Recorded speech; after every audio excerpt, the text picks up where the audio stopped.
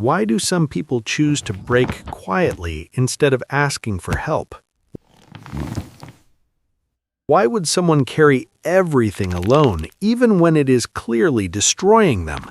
And what if their silence is not pride, but a nervous system that no longer believes help will stay long enough to matter?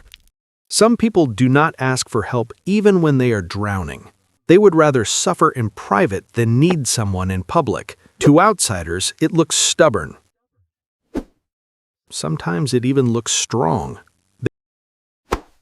They solve everything themselves. They minimize their pain. They say, "I'm fine," even when they are near collapse. And over time, they become known as the strong one. But psychology sees something deeper. This pattern is often called hyper-independence. Hyper-independence is not just liking space. It is emotional self-protection turned into identity.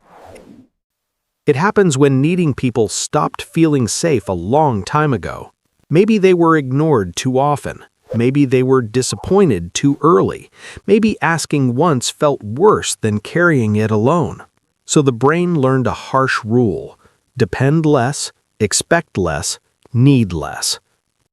Not because independence feels wonderful, but because disappointment feels unbearable. This often begins early, when emotional needs are not met consistently. Children do not stop needing, they stop expecting.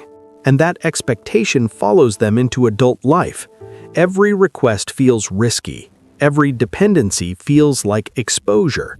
So instead of asking, they withdraw before the danger even arrives. Another reason is emotional debt. Some people do not experience help as support. They experience it as obligation. If someone helps me, what will they want from me later? If I need them, will I owe them access to me?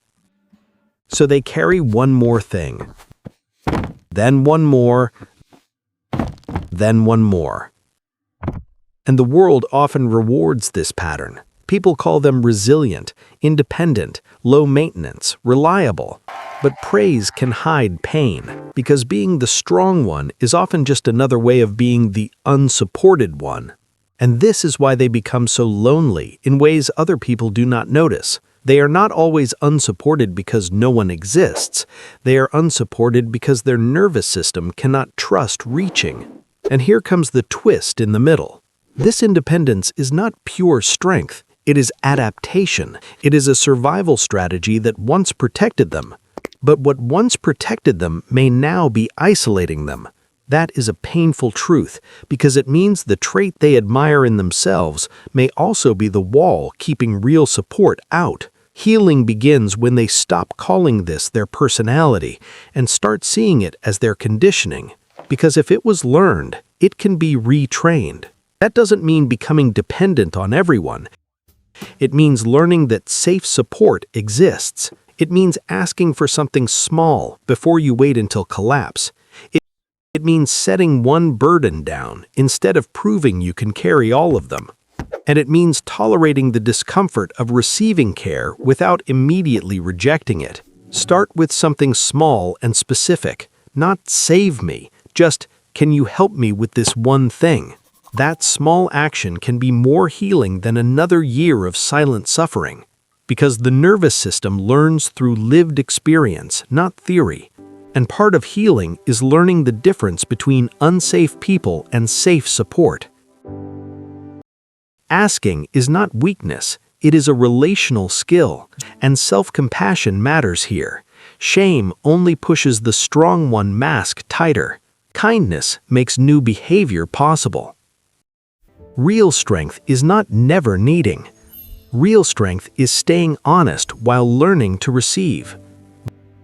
But now comes the reverse twist. Sometimes people who never ask for help are not self-reliant because they are strong. They are self-reliant because some part of them no longer believes anyone will truly stay when they are weak. So the strength you admire may actually be grief wearing armor. And that is why the strongest people are sometimes the ones who feel safest suffering in silence. They don't refuse help because they trust themselves more. They refuse help because they learned not to trust help at all.